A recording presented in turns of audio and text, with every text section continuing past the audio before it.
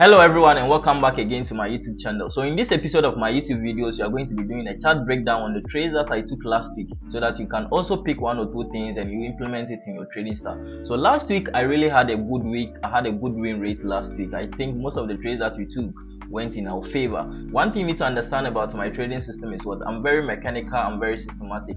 Every trade that I take is something that I've witnessed, it's something that I've seen the markets repeating the same pattern over and over again. So every trade that I take is based on historical data. It is not based on vibes and hope. So if you are new to the channel, as I'm saying, kindly subscribe to the channel, share the video to your friends and family too, so that they can also learn the proper or the best and the better way of approaching the forex market or approaching the financial market. So let's head straight to the chart for me to give about my trading system is what I first of all have to do a top-down analysis. So with the top-down analysis, I'll move to the monthly time frame. I'll identify my key levels. I'll identify the area of interest. Okay, area of interest, so that when I move to the H4 time frame, I will decide on the direction of the market before I'll move to the lower time frame to find an entry. So first of all, I'll move to the monthly time frame to decide on my key levels. So the monthly time frame, I start from the higher time frame. I start from the monthly, weekly, daily, H4. Okay, I decide my area of interest. I decide on the reactional levels. After identifying or after indicating the reactional levels, I'll move to the H4 time frame to identify my directional bias. So the directional bias is going to help me to know if I'm going to take a buy if I move to the lower time frame, or if I'm going to take a sell if I move to the lower time frame. So first of all, on BTCUSD, I moved from so this was on 4th. So this is where I've highlighted, for me not to make the video long, I've highlighted the trades that I took. So on 4th of August 2025, I took a trade on BTCUSD. That was during the lending session. But from my observation, one thing I've observed about the market is one thing I've observed about the BTCUSD market is most of the times on the lending session it becomes very slow. It mostly moves during the New York session. That is what I've noticed. It is not something that someone is telling me. It is something that I've witnessed myself. So on lending session, I took a trade, and I don't think I'm going to be taking a trade during lending session on BTC again, because one thing again too is during the lending session, it comes with a lot of manipulation. It becomes very tricky to trade the market during that time. So I'm even going to be ignoring to be taking the trades during the lending session on BTCUSD again. So this is the trade that I had on BTCUSD. So let's first of all do our top-down analysis. So with our top-down analysis, moving to the monthly time frame, we identify our various reactional levels. Okay, so with the reactional levels, if price is coming down, this is where price is going to respect. You get it? This is where price is going to respect. If price is coming down, it is going to come down to the previous the previous resistance now tend to support level. So let's move to the weekly time frame. So on the monthly time frame, we need to look left and see if you have price action to our left, or if you have a historical data which indicate that there was equilibrium point at that level. Equilibrium point simply means where buyers and sellers meet. They are the turning points in the market. Though is the same thing as the support and resistance. Please don't get it confused. So first of all, we move to the monthly time frame. So these are the various reactional levels on BTCUSD. Moving to the weekly time frame. On weekly time frame, we identify our various reactional levels. So you will notice that we have a reactional level over here. There was a reactional level over here. So there was another reactional level too over here. If price is heading up, price is going to suffer or struggle to break this level. So there was another reactional level. So if in case price has broken this one, it is going to head to the next zone. So this is going to be the next zone. We move to the daily time frame. On the daily time frame, these are the various reactional levels. So we have a reactional level over here. You get it? We have a reactional level over here. So these are the things that you are going to be doing at on the higher time frame. Okay, on the daily time frame, one thing we notice is on the previous day. Most of the times, it's very important to check the previous day candle, the closure of the previous day candle. It helps you to it gives you a confluence on the bias you are taking when you move to your directional bias, which is my H4 time frame. It gives me more confluence. We notice that on Friday, the previous on Sunday, BTC market opens 247 7 days a week, so it doesn't close. So on the previous day, I noticed that what the previous candle was what a bullish candle. So if I move to the 8-4 time frame and it gives me a bullish bias or an uptrend, it gives an additional confluence to the trade that I'm taking. So moving to the 8-4 time frame.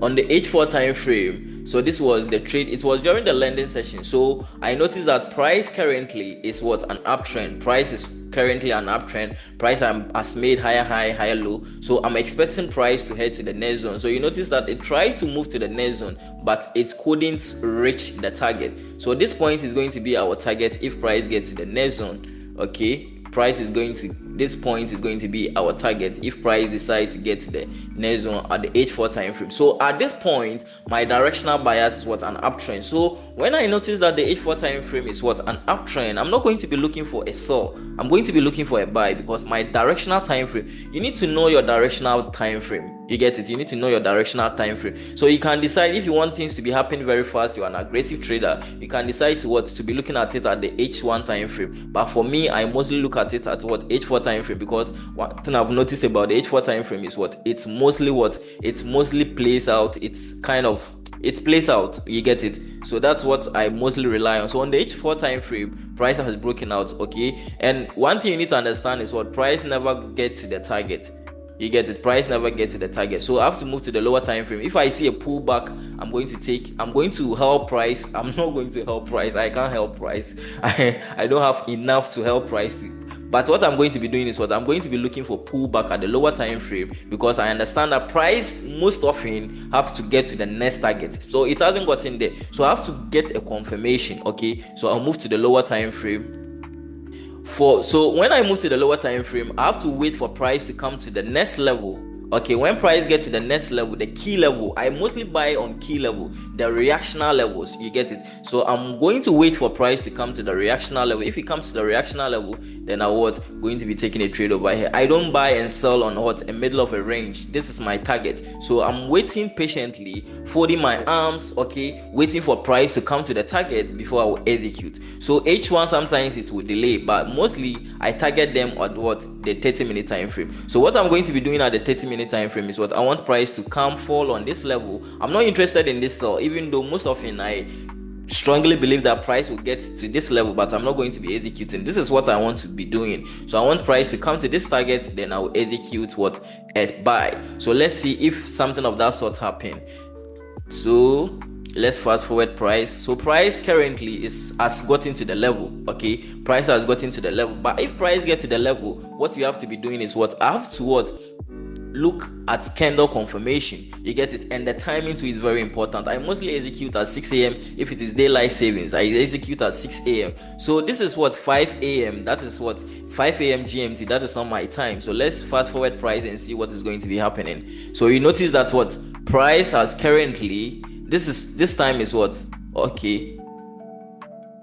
So this time is around 5:30. You get it? 5:30 at this time. So what I'm going to be doing is I have to wait for price to break above this one, then I'll execute a buy. So let's see what happen. So you notice that price has currently broken above this one. So let's see. Yeah, so this is where I'm going to be executing the buy. Okay, when price break above this one, this is where I'm going to be executing the buy. So I executed a buy by price never get close to the target. It's never get close to the target. You get it? So I break even. Okay, I break even at this point because I noticed that the market was kind of very slow. So I break even and price later come to my target. I was expecting price to get to this level, but I break even very fast. Okay, so I have my I mostly have trade management. Okay, I have trade management plan. So if I execute a trade and the 30-minute candle gives me more candles, what I'm going to be doing is I trail my stop. Okay, I trail my stop because I understand that when it comes to candle structure, if the previous or the ongoing candle breaks the previous candle, what is going to be happening is price can retrace deeply, can make a deep retracement. So I break even very fast and price came back to my stop. You get it? So that was the trade that I took on Monday. That was Monday's trade. Okay, it was a break-even trade. The second trade was on EURCAD. So this is a trade that I waited for a very long time on EURCAD. This was the trade that, so you notice that BTCUSD later get to the target. You get it. So as I'm saying, on Mondays you have a lot of manipulation. So you see later price kind of what get to the target, but I was then out from the market. You get it. So it moved during what, the New York Stock Exchange session. So the next trade on my list was what, EURCAD. That was taken on what, Tuesday. So let's check out on EURCAD trade we took on Tuesday. So as I'm saying, I do top down analysis. So I move to the higher time frame before I'll get to the lower time frame. So on Tuesday, which was what, on 5th of August 2025, I did my top down analysis. You get it. I did my top down analysis. So on my top down analysis, this was the various reactional levels. This was the various reactional levels over here. We had another reactional level too at this point. We had another reactional level. If you move to the weekly time frame, you get to understand that we have, these are the various reactional levels. Okay, I point out this level because anytime price will get to these levels, it is going to be very difficult, or price is going to struggle. So if we don't indicate them on the chart and you are still in the trade, you might be stopped out. You get it. So you need to understand that these levels are very crucial. If price get there, they are called key levels. Okay, so anytime price will get to those levels, it's going to cause confusion. It might come to your stop. Okay, so the next one is what, on the daily time frame. So when you came to the daily time frame, the trade was taken on 5th. When you come to the daily time frame, you have another reactional level too at this point. So we had another reaction. So let's look at the daily time frame. So as I told you earlier, we mostly check the previous candle and know what is going to be happening. So the previous candle closed bearish. So this is a strong confirmation. So one thing about this trade is what, I was having a strong conviction or strong belief that price is going to move deeply down. You get it. The reason is what, price has broken out, pulled back over here, giving us a resistance level. So I was having a strong belief that this trade is going to be a major trade for me. You get it. But what happened is what, mostly your this thing is not there. Your thought is not what the market is going to be thinking about. So moving to the H4 time frame. So the previous candle closed bearish is a strong confirmation that if I go to the lower time frame, which is the H4 time frame, and it is a downtrend, it is going to help me it is going to give me additional confluence. So moving to the H4 time frame, this is where the trade was taken. So I was looking for a breakout on this point, then I would take a breakout trade, but price was kind of very struggling. I noticed that on Tuesday, euro was very strong, so it was kind of distracting, or it was kind of disturbing the daily the H4 time frame to also move according to the direction. So moving to the H4 time frame, you had another reactional level over here. There was another reactional level too at this point. You get it. So at this point, what I'm going to be waiting for is what, looking at the trend. The trend is currently what, an uptrend. So I'm not interested in this trade. You get it. I'm not interested in this trade, so I will allow price to give me the trend. You get it. Our price needs to shift trend before I will execute this trade. So let's see if you had a shift in trend. So there was a shift in trend over here. If you check this one, you notice that there was a shift in trend over here. Price was in making lower low, lower high at this point. So at this point, price was in an uptrend, but we had a shift in trend over here. Price broke this one, shifted the trend to an uptrend. So the moment this candle broke below this one, the trend shifted to a downtrend. So at this point, the trend is a downtrend. So this is where the trade was taken. The moment I noticed that the trend is a downtrend and the candle has broken below this one, what I'm going to be doing is we have a range to fill. Price is going to get, if price is moving, price decides to move down, it is going to get to the next reactional level. And first of all, after identifying the reaction, after getting a zone, I have to measure the zone and see if it is if it's worth taking. You get it. So let's check the zone. If I check the zone, it was 8 pips. It wasn't something that's worth taking. The reason is if the zone is very small, they are going to be deducting, or they are going to be taking spread out of the trade, and at the same time price mostly don't get to the target. But the reason I took this trade is we were in New York Stock Exchange session market, okay? And during that market, the market is going to move very fast and speedily, get it, because you have volume in the market. So I have to look for what price coming to the reactional level before I will take the trade to the next zone, you get it. So moving to the 30-minute time frame, what I did is what I waited for price to what a candle closure at the reactional level before the trade will be taken. So let's get straight to let's fast forward price and see what happened, where the trade is going to be taken. So at this point, if I see a bearish candle closure or what a shift in what candle structure, I will take a sell. So let's see what happened. So at this point, I'm waiting for candle closure below this zone before the trade will be taken. A bearish candle closure before the trade will be taken. So this is where I plan of taking the trade. So I have to wait for a shift in trend. So if price break the low of this one, this is where the trade was going to be taken. So price at the initial price went back again. So the trade is not taken yet. It hasn't triggered because it hasn't broken the low of what the candle. So what I'm going to be waiting for is what the candle to come back again before the trade will be taken, because the H4 time frame is still valid. So let me move fast forward price.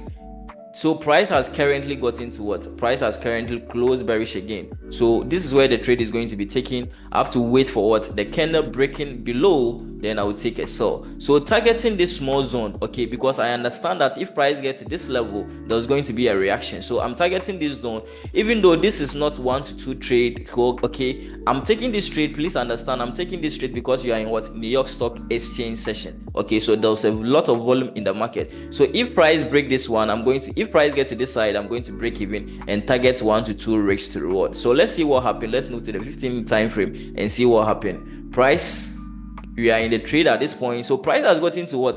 The reactional level. So at this point, I'm going to break even. You get it? I'm going to bring my stop loss below. Since I'm taking a sell, my stop loss will be below what?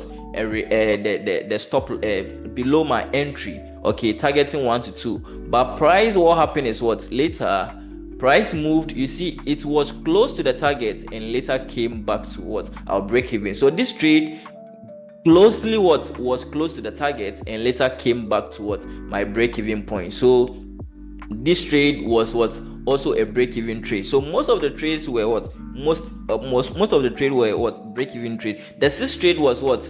On 6th, I took GBPUSD. On GBPUSD 2, that was on Wednesday. That was also a nice trade, and I think it's also what?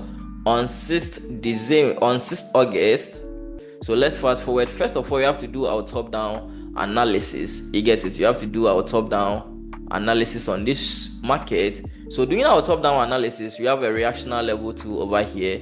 There was another reactional level 2 at this point. So moving to the weekly time frame, we had another reactional level 2 at this point. We had another reactional level. There was another reactional level 2 at this point. So you change it to line chart for you to see the clarity of the equilibrium levels.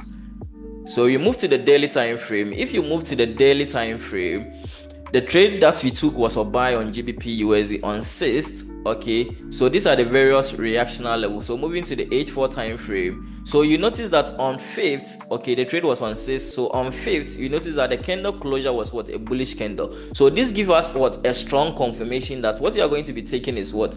It aligns with what? The H4 directional bias. You understand? It aligns, or what? It goes according to the H4 directional bias. So let's move to the H4 directional bias and see what the trend was also saying. So if you come to the H4, you notice that the H4 directional bias is what? An uptrend. Price has broken this one, pulled back, made several pullbacks over here, consolidating over here. So the trend at this point is making higher highs and higher lows. So at this point, the trend is what? An uptrend. So after identifying the trend, you need to identify the various what? Key levels, or what? The reactional levels. So these are the various reactional levels. These are the various reactional. So if price decides to break and close above this one, we are expecting price to get to the next reactional levels. So let's see what happened. So this was what? On 5th. You've not gotten to 6th yet. So this was, okay, what candle was this? So we are still in 5th.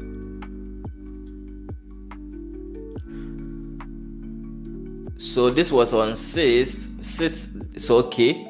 So this was on 6th.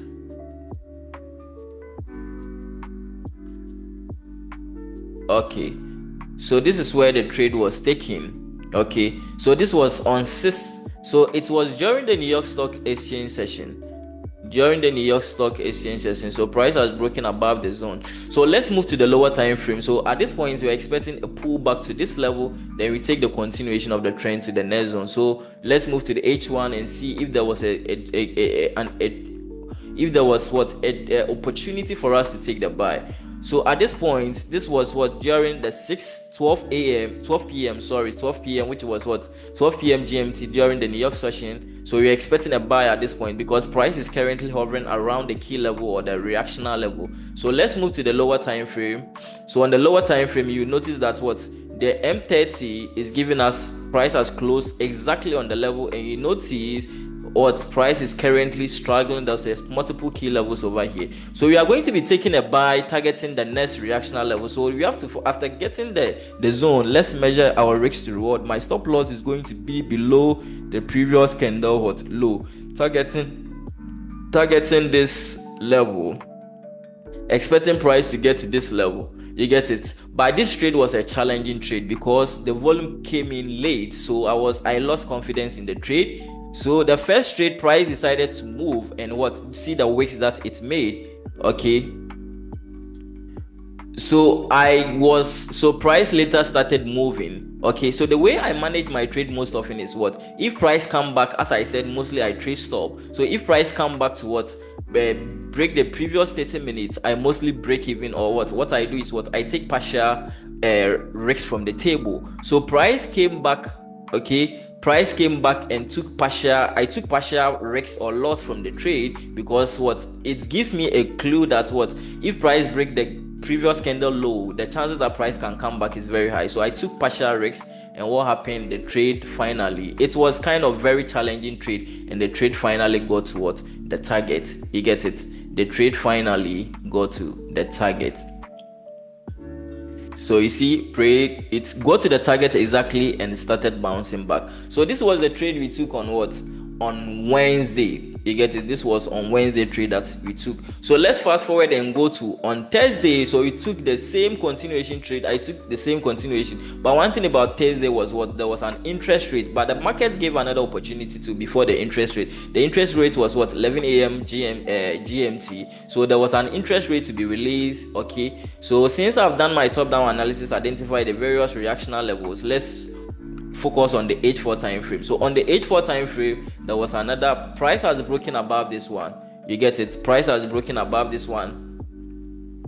Price has broken above this one. You get it? So this is where I'm going to be the target. We have a clean zone to our left. You get it? There was a clean zone to our left. So I understand that price can fill. So what I did is I went to the lower time frame, waited for price to pull back on this level, then I took a continuation, a buy. But this trade, I was kind of very stingy on this trade because I understand that there was an upcoming interest rate which is also going to make price, it's going to delay, or it's going to distract price to move to the target. So price has currently pulled back, giving us a confluence. So I took a small risk, and I was very stingy, as I'm saying. I was managing this trade very strictly, so I break even. Okay, because I understand interest rates, what is going to be happening is investors are going to be slow. Investors are going to relax because there's an upcoming release of interest rates. So they are going to be relaxed on they